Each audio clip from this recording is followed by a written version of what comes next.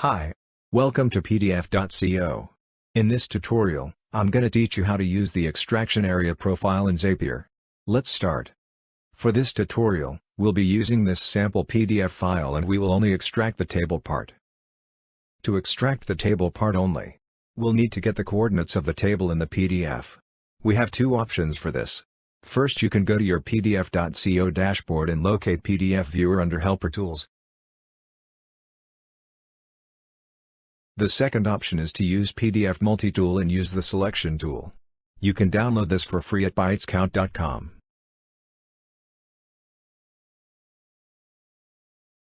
Let's now proceed on making a Zap.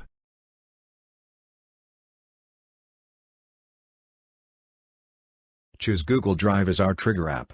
Then, select the new file and folder as the trigger event. Select or connect your Google Drive account.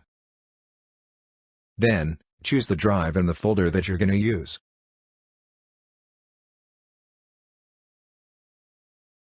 We will now then test the trigger.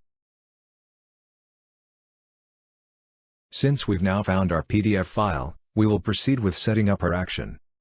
Select PDF.co as our action app. Then, select PDF to Anything Converter as our action event. Select or connect your PDF.co account. We will now set up the action. Set the output format as CSV. For the URL, select Web Content Link to automatically get the link of your PDF file inside your Google Drive. Then, set the pages and the output file name. For the profiles, type in open quote, extraction area, close quote, colon, open bracket, then paste the coordinates, height, and width of the rectangle that you selected earlier, and then close bracket.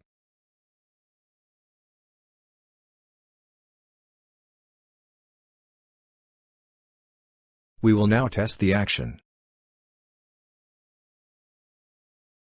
Since there are no errors, we can now use the URL of the output to check the result. Here's our result CSV.